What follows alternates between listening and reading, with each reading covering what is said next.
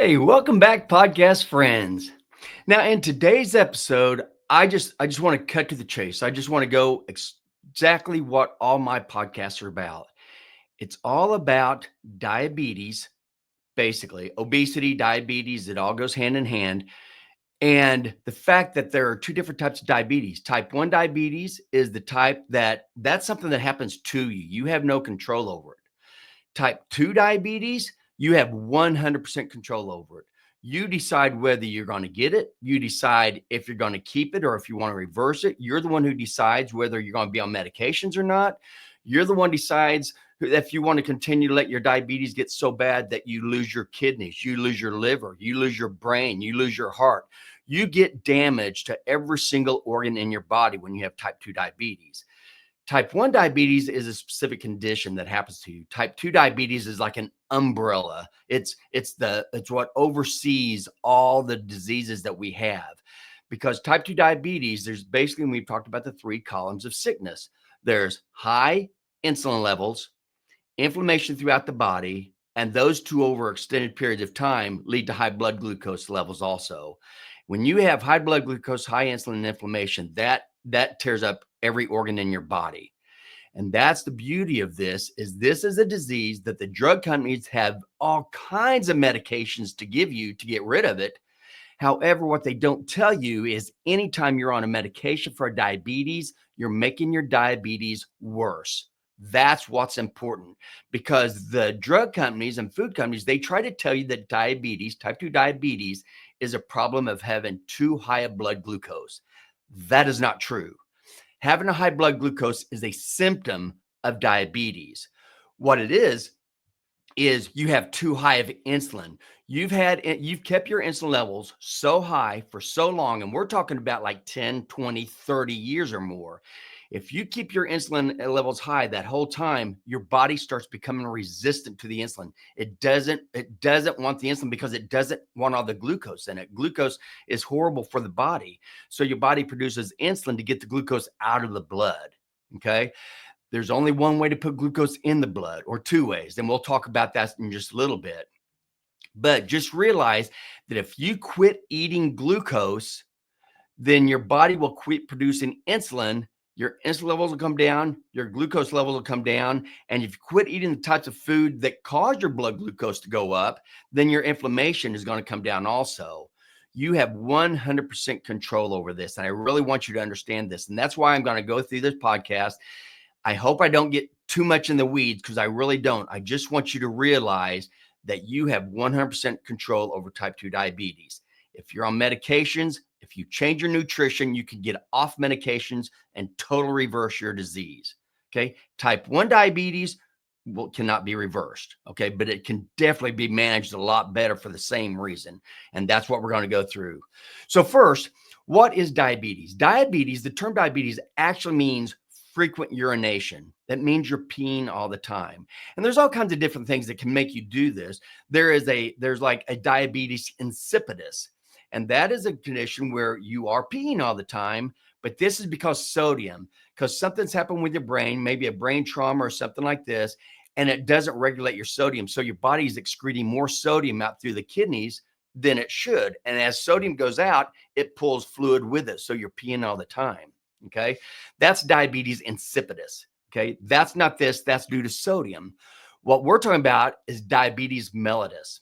Diabetes mellitus is also called sugar diabetes, because this is one you also have frequent urination, but it's because you're excreting glucose out through the kidneys. And just like with the sodium, when you excrete glucose out through the kidneys, you're bringing fluid with you. And that's why you're peeing all the time. And since you're peeing all the time, then you're also losing fluid. So you're thirsty. So you're thirsty all the time, and you tend to be hungry all the time. And that's the three things that tend to trigger you, knowing that you may have type 2 diabetes, because you're peeing all the time, you're drinking all the time, and you're eating all the time. Okay. But that's because you're getting rid of your glucose. So mellitus, the reason it's called diabetes mellitus means sweet or honey, taste of honey. And that's what this is. Now, your body doesn't want a high blood glucose. So when it gets to a certain threshold, it's going to start pushing glucose through your kidneys to get rid of that. That threshold that your body has, that it's been this way since we were first created by God, is when it gets to be around 180 milligrams per deciliter, it'll start spilling over into our kidneys. Okay. Now, 180 milligrams per deciliter is what our bodies say is too high for our blood glucose. However, and that 180 milligrams per deciliter equates to an A1C of 8. Okay. An A1C of 8. We'll talk about that in just a little bit of why has our A1Cs come down, of what our goal is, but we'll talk about that. Okay. So what happens, the reason your body does not want high blood glucose is when your blood glucose gets too high, those little glucose molecules, they start attached to all the proteins in your body. And you remember, your body, anything that you can touch, your organs, your hair, your nails, your skin, your bones, your muscles, everything you can touch, that is structure. And that's made out of protein. When your blood glucose goes so high, it starts attaching to all these proteins, and it starts deactivating, starts making them where your proteins aren't working the way they're supposed to. In fact, that's what the A1C is. An A1C is a measure of about your average blood glucose over the last 2 to 3 months. And the reason it is that way, because the glucose attaches to the protein of the red blood cell. So it's actually starting to basically kill the red blood cell, because you have all this glucose attaching to it. And the higher your blood glucose is, the more glucose you have attaching to that red blood cell. And that's how they determine the A1C. And I've given a whole podcast explaining exactly what the A1C is. So I'm just going to skim through it. So glucose attaches to proteins, and it makes them where they're bad. So when you start having too high glucose for too long, it's attached to the proteins all over your body. And it's also attached to your blood vessels, which is where the real damage starts coming from. But again, I'm just saying that's the problem with diabetes, okay? Because blood sugar does horrible things to all the proteins in your body. Now, there's 2 different types. Oh, and that's called glycation. When you attach a glucose molecule to something, it's called glycation. And I'll explain why I say that later. So there's 2 different types of diabetes. Okay, remember, diabetes means excessive urination. Sugar diabetes means excessive urination because of glucose. Your glucose is too high. Okay, there's 2 different types of diabetes where your blood glucose is high in both of these. Okay, type 1 diabetes, your blood glucose is high because you do not produce any insulin. Your pancreas cannot produce any insulin. And insulin is a hormone that your body produces to get the glucose out of the blood. And we'll talk about how it gets it out of the blood. So if you don't have any insulin, like type 1 diabetic, there's nothing you can do. Your blood glucose, there is something you can do, but your blood glucose is going to go high and high and high because you can't do anything with the glucose. All you can do is get it excreted out through the kidneys. That's the only way you can get rid of it. And you don't want to be excreting a lot of glucose out through your kidneys either, because now that can cause urinary tract infections and things like that as well. So again, type 1 diabetes, something attacked your pancreas. You're not producing any insulin. So that's something that happens to you. Type 2 diabetes comes because you have a high blood glucose, just like with type 1. But this isn't because you don't have any insulin. Type 2 means you have way too much insulin. You've had too much insulin for so long, for decades, that all your cells are saying, I don't want any more glucose in me.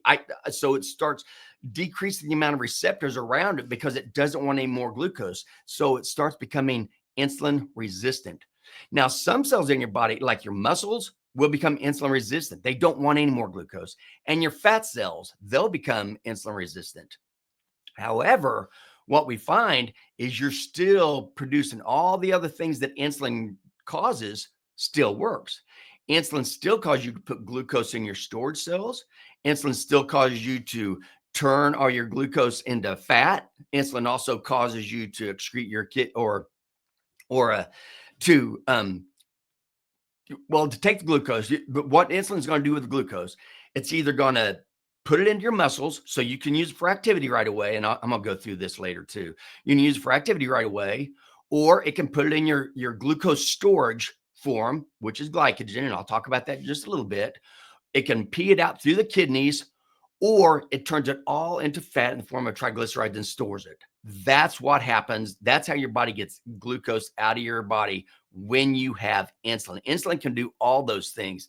It's only the muscle cells and the fat cells that start becoming insulin resistant. And they don't do it all at the same time. little by little, as you start stuffing all your fat cells so full of fat that can't take anymore, then it starts saying, I can't take anymore, and starts becoming insulin resistant. Same thing with your muscles. Your muscles don't store glucose, it burns it. So if you're not doing a lot of activity to burn it, your muscles don't want all that glucose in there anyway. So it also becomes resistant. It decreases the receptors on the site, says, no, I don't want any more insulin because I don't want any more glucose. I don't need it. Okay. So that's what the insulin resistance is really doing. You are putting so much glucose in your blood that your body can't handle it. And this is especially true over 10, 20, 30 years. So, so just real quick before I kind of get a little bit further, I want to explain some definitions for you because everybody keeps talking about glucose. It's all calories in, calories out. The way you lose weight is taking less calories than you burn off. And that is all a lie. That's all propaganda. That's marketing techniques. Do not believe that. This has nothing to do with that. This has to do with the types of food that you eat. That's all this is. So you need to remember there are two forms of it. Our body uses a ton of energy. We burn up about around 2,500 calories a day just sleeping. If that's all you do is sleep, with all the functions that go on in our bodies, with our brains and our muscles and our blood vessels and making new cells and everything, we are using energy all the time. To do nothing, it takes about 2,500 calories. Okay, so that's why that's kind of your average amount of calories that people take. Between 2,000 and 3,000 calories a day is about an average, depending on your body. So you're taking in these calories of all these different things. Remember, there's 3 different macronutrients. You've got protein, fat, and carbohydrates. Okay, protein is the macro that's your macronutrient that gets broken into amino acids. All protein has a basic building block of amino acids. Okay. So that's one. We aren't going to be talking about protein because I've talked about that in a lot of other podcasts. And that's the amino acids go to make the structure of our body, basically, and our hormones and different other things. Fat and carbohydrates, those 2 things both can be used for energy. Fat gets broken down to fatty acids, and fatty acids, the basic building block, and you can turn fatty acids into energy. Okay. And that's the way our bodies are made to do that. However, carbohydrates, which means plant-based food, any carbohydrate is plant-based food, and the basic building block is glucose. Okay. So anytime you eat plant-based food, you're putting glucose in your blood, which, spoiler alert, that's the key. If you don't want glucose in your blood, quit eating plants, quit eating plant-based food. How much you need to quit eating, that depends on how bad you are. If you're on diabetic medication, if you're going to the hospital all the time, the doctor all the time, and you're starting to have a kidney damage and liver damage and heart damage and hypertension and all the other things that go along that's under this umbrella of diabetes, then I would be very, very strict. I would go to nothing but animal-based food. If you want to have some plants every now and then, stick to the ones that grow above the ground because there's less glucose in those. Like picture iceberg lettuce versus a potato. Obviously, there's going to be a lot more glucose in a potato that's starch, that hard. You know how it is.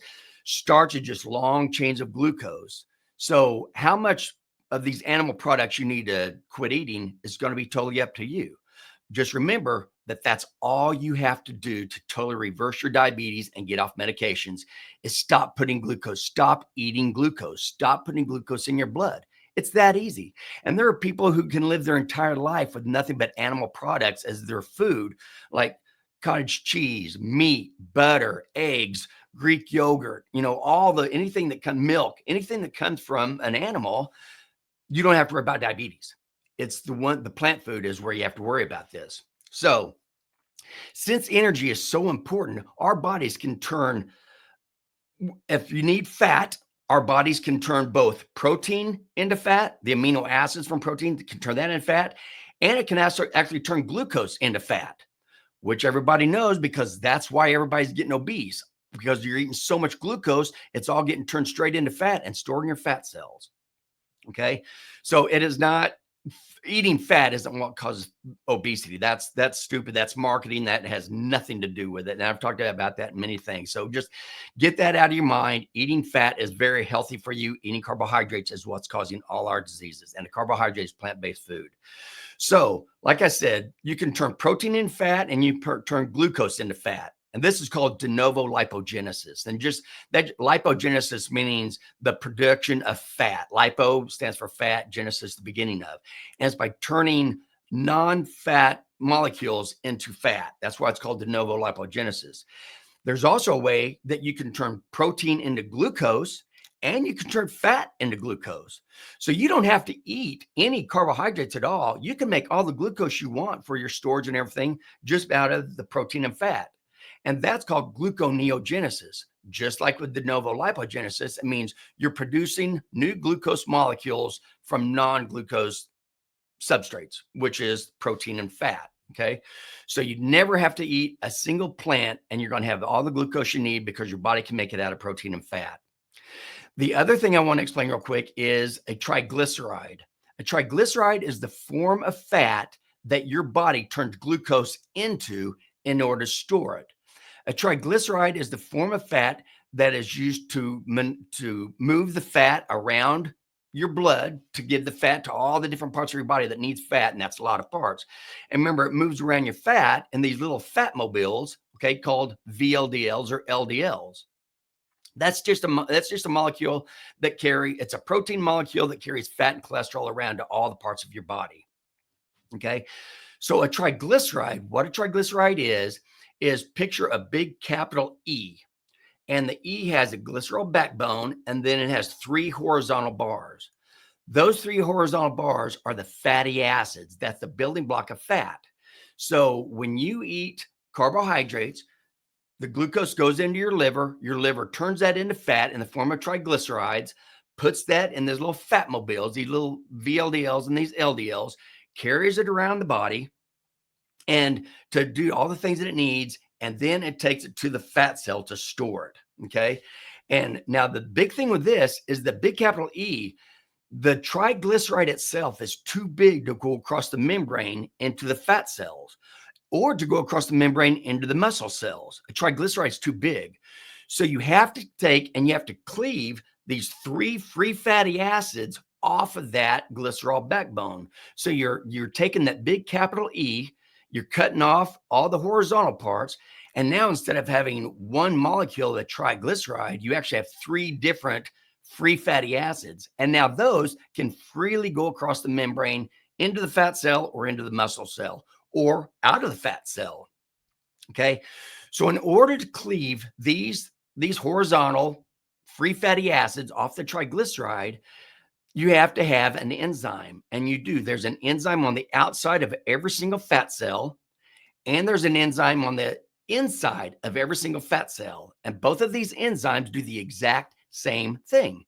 They cleave these free fatty acids off that glycerol backbone, allow those free fatty acids to cross the membrane, and then they get reformed back into triglycerides in the fat cell, and it's stored there. Okay, that's how this works. So you eat a bunch of glucose, your body can't handle all that glucose, doesn't want it in the blood. So it determines that it's going to store it as fat, turns it into triglyceride in the liver, carries it to your fat cell. The enzyme on the outside of the cell cuts off those free fatty acids. Free fatty acids go into the cell, and now it gets turned back into a triglyceride on the inside of the cell, and it's stored there until it's needed for energy. And then it does the exact opposite. There's the enzyme on the inside of the cell that cuts those 3 fatty acids off the triglyceride, allows those free fatty acids come out of the fat cell into the blood. So now it can be turned back into triglyceride. It can be moved around and it be given to all the different things that your body needs fat for. Okay, that's the way our bodies are supposed to work.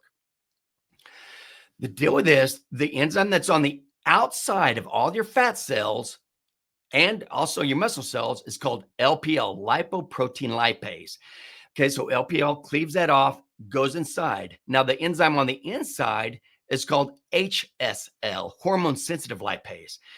Again, they do the same thing. They cleave those triglycerides, or they cleave the free fatty acids off the triglycerides so it can go across the membrane.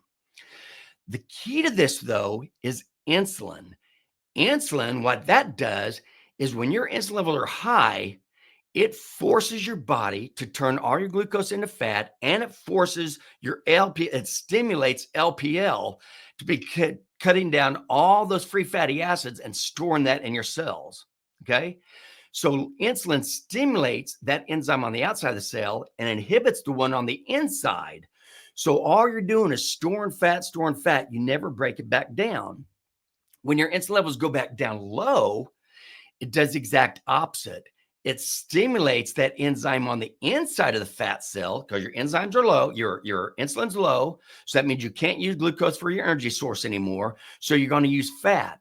So when your insulin levels go low, you stimulate the HSL on the inside of the fat cell. It cleaves off those free fatty acids. They come across the membrane, and low insulin inhibits LPL on the outside. So LPL isn't trying to stuff fat.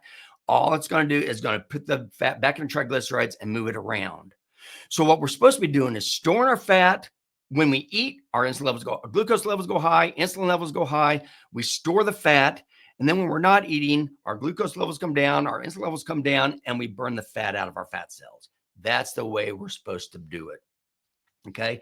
And I'll explain just a little bit more also. The other thing with this is the muscle cell is kind of the opposite. With a muscle cell, it only has the LPL enzyme on the outside because that is going to be taken, that takes the fat, cuts off those free fatty acids, and pushes that into the cell. Okay. However, it works opposite because now on the muscle cell, when your blood glucose is high, that tells the insulin to push the glucose into your muscle cells so your muscles can use that for energy. Okay. When your insulin levels go down, what that does is now that stimulates LPL on the muscle side. So now when your glucose levels are down and your insulin levels are down, now you stimulate the LPL to start using fatty acids for your energy source again. So when you are a fat burner, when you don't eat carbohydrates or you eat very, very little carbohydrates and you keep your insulin levels low, what you do is you burn fat out of your fat cells, and then it goes to the muscle cells and you push that fat into your muscle cells, and your muscle cells use that for energy. And it's a lot better energy. You get so many more calories of fat than you do out of carbohydrates, over twice the amount. So your muscles, your entire body loves using fat for its energy source. That is its main source. And you can tell by our storage forms. We store fat all over our bodies. And in 1 pound of fat, you have 4,000 calories in just 1 pound. And look at how many extra pounds of fat we all have on our bodies. So we have plenty of fat because of the way we eat, because we keep our insulin high, because we keep our glucose level high, because we eat all those carbohydrates. We force our bodies continuously store fat and never burn it.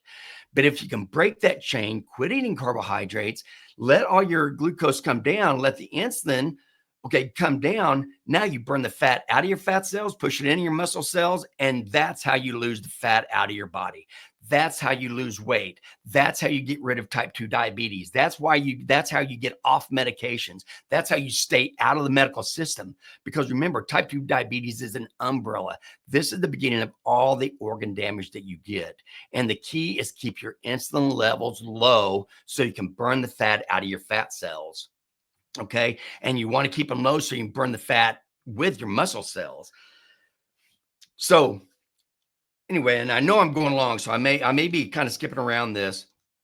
And I talked all about this anyway in episode number 34. It's what determines whether we store fat or burn it for energy. So you can go to episode 34 and you can see what I'm talking about. So the main thing, insulin. Let's just get into it. Type 2 diabetes is a problem. It is not a problem of too much glucose. It's a problem of too much insulin for too long. Okay.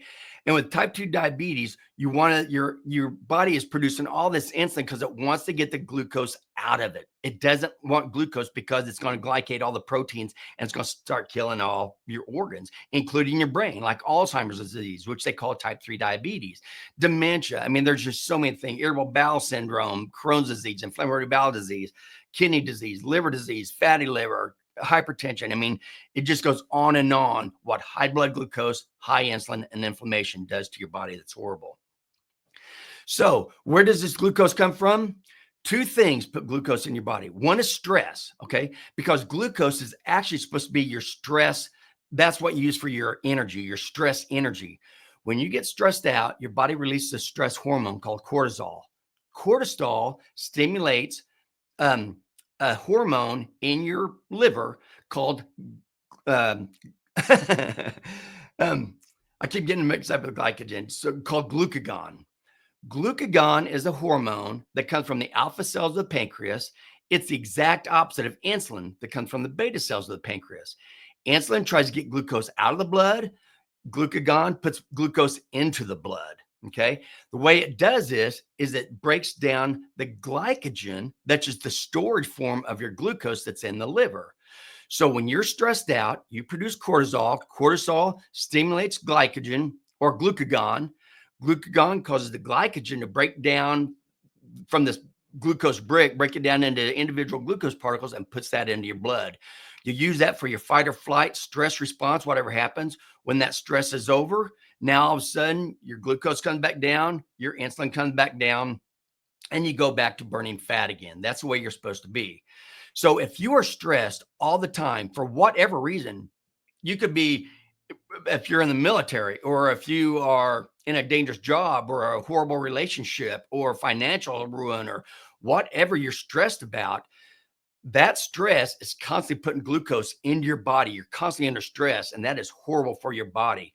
So there's many reasons why you really need to learn stress management. You need to be able to calm that down, and it's going to be very healing on your body as well as your brain and everything else.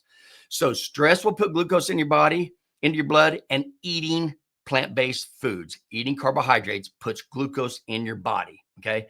That's not disputed. That's a fact. The more plants you eat, the more glucose you have. Okay.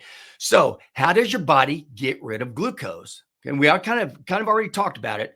The first thing it's going to do is when your glucose goes high and your insulin goes high in type 2 diabetic, because you can produce insulin.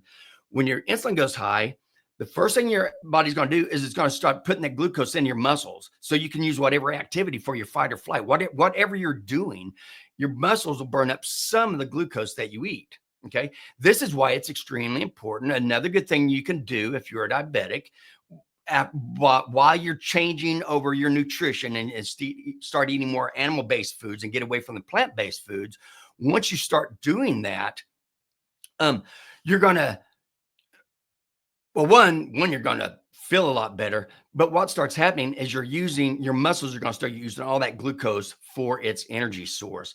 And that's kind of what you need until you can convert your body over.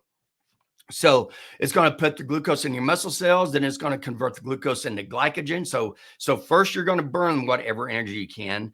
Then what you haven't burned yet, it's going to put it in the storage units, which is like 10% of your liver is glycogen, these little storage glucose bricks, and 1% in every muscle. Okay, but the 1% of every muscle can only be used for that one muscle fiber. So you're only talking about 10% of your glucose storage in your liver, which is only about 400 calories. You have about 100 grams of glucose stored in your liver. 4 calories per gram, you have about 400 grams or 400 calories, and that's all. Remember, we would use 2,500 calories just breathing for 24 hours. Okay. So that's not very much. And even in your muscle cells, if you add up all the glycogen in your muscle cells, it's only another 2,000 calories. So all your storage of glucose is only about 2,400 calories, to where, like we said, the calories in your fat cells, 4,000 calories in 1 pound. So this lets you know we are supposed to be using fat for our energy source. So that's what it does. Your blood glucose goes high. First, it tries to burn it with in your muscle cells. So that's why walking or doing something after you eat is a good thing to do, because that can help you burn up more glucose. What doesn't get used there goes to fill up your storage, your glycogen stores, okay, in your liver and in your muscle cells. But then once all that's done, there's nothing else to do. So and then it's also going to allow you to pee it out. Remember, you're going to pee it out through the urine. But after that's done, all the excess glucose that you take in goes straight to the liver, gets turned triglycerides and stored, like I just talked about. Okay, that's important to know. So again, the key to this is quit eating so much glucose that your body has to store this as fat. So how much is too much? If you take all the blood out of your body and you spin that down and you get out just the glucose in your blood vessels right now, you're only going to have 4 grams of glucose. That's all you have. 4 grams of glucose. That's equivalent to 2 teaspoons of sugar. Okay. Because sugar is half glucose, half fructose. So in 2 teaspoons of sugar, you're getting 1 teaspoon of getting 4 grams of glucose and 4 grams of fructose.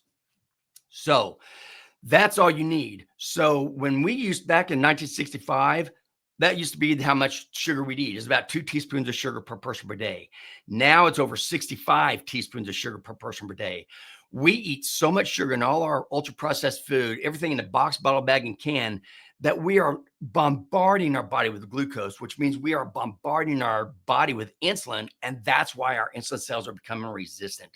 Okay. So all you have to do to reverse diabetes, and people are doing this all the time, you cannot do it with medications. That will make diabetes worse.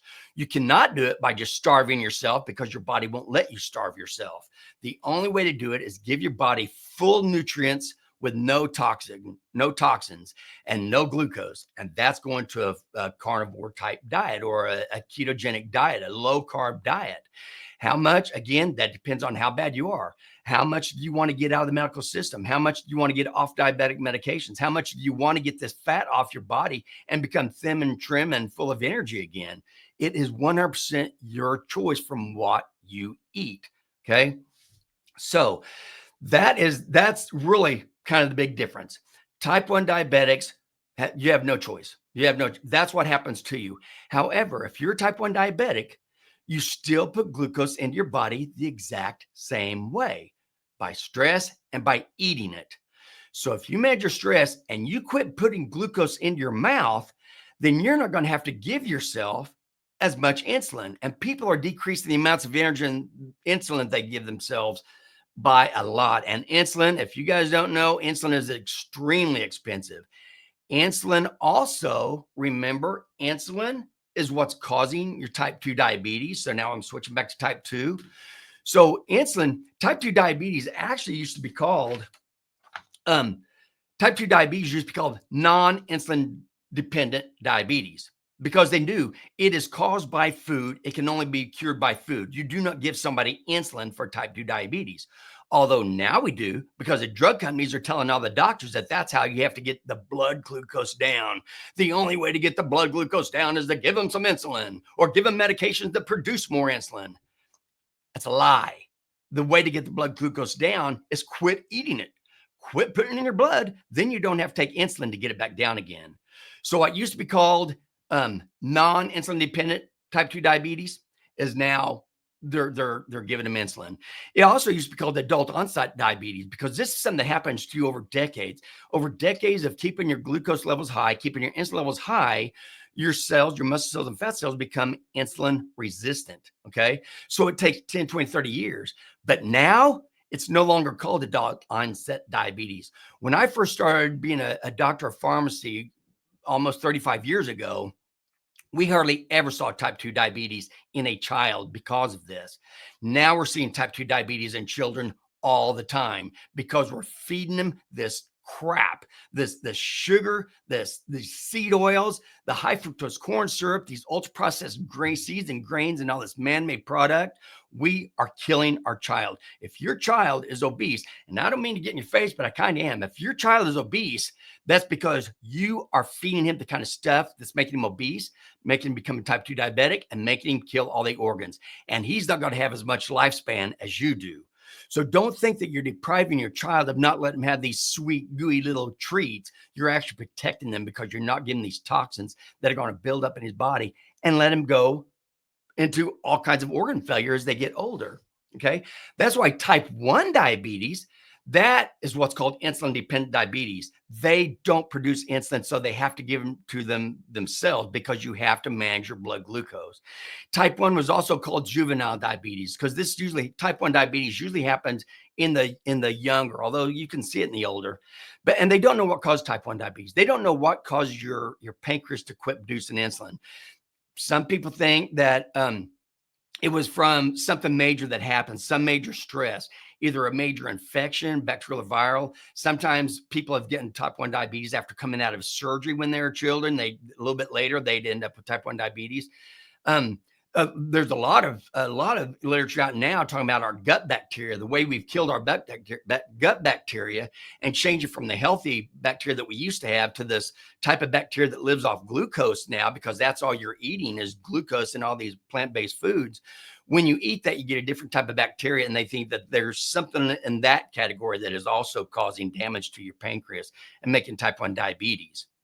So this has gone, this hasn't been going on for long. We haven't had obesity for very long. When I was in school, our high school class, we maybe had 5% of our class was diabetic. Okay.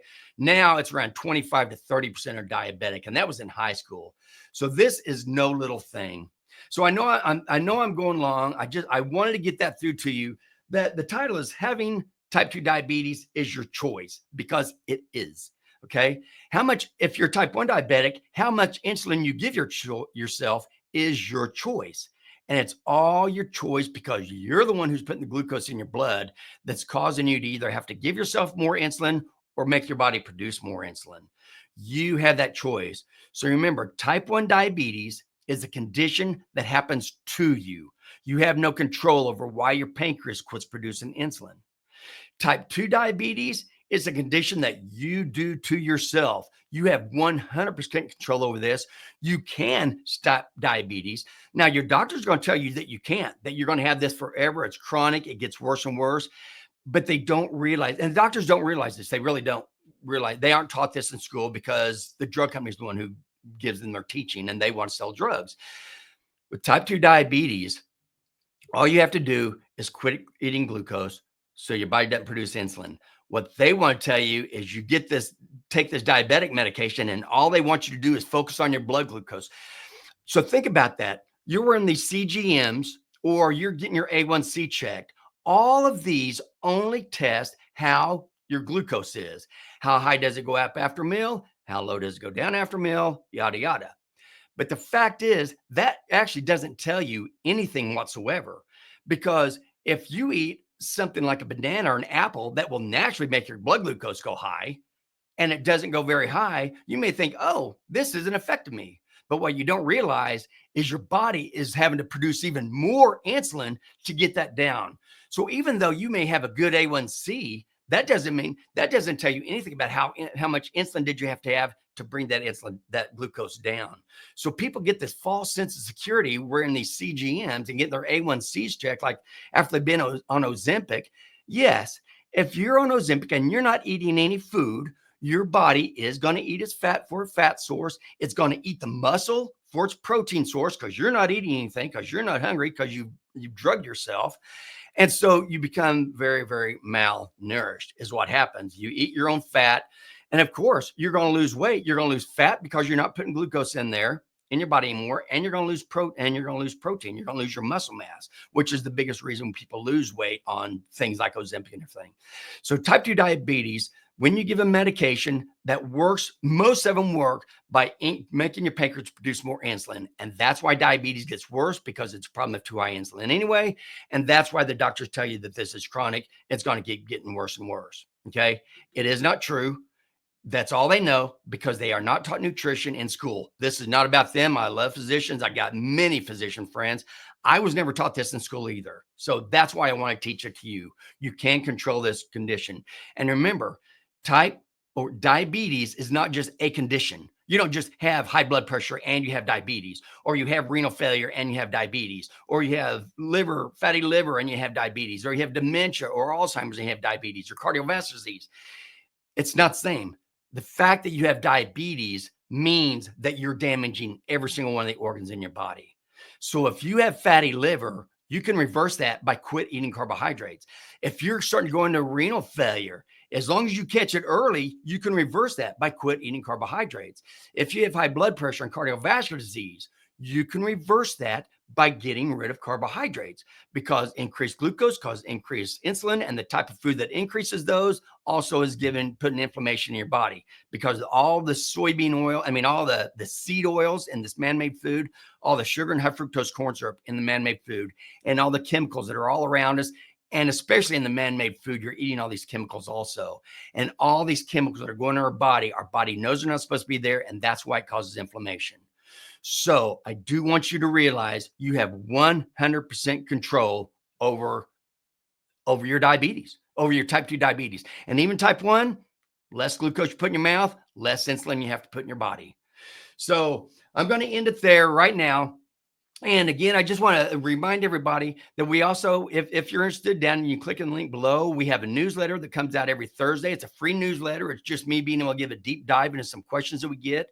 If you'd be interested, just go below and click and sign on to our newsletter, or you can go to drstevehewlett.com, sign on to it there. And we also have, I put together some digital courses for everybody. If they'd like to have some digital courses, videos they can go through and they can watch and help them change their life from being a carbohydrate burner over to being a fat burner. If you want to learn that, you can click below, schedule a call with us, a free 15-minute call, and we can talk about your situation and see if what we have might be right for you. This is not going to be a high-pressure salesy. We're not trying to do that. All I want to do is get people healthy, wipe out all these myths, all these lies that we've been told about nutrition in the past, give you the correct information where you can be healthy if you choose to do so. If you want to continue to have all this organ damage and be on medication and go to the doctor and hospital, just keep doing what you're doing, I guess. But anyway, that's all I have for right now. I know this was long. Thank you so much for staying with me if you stayed this long. And I just want to tell you again, have a wonderful week. Thank you so much for being here and listening to me. And as always, make simple, healthy choices to live a quality life.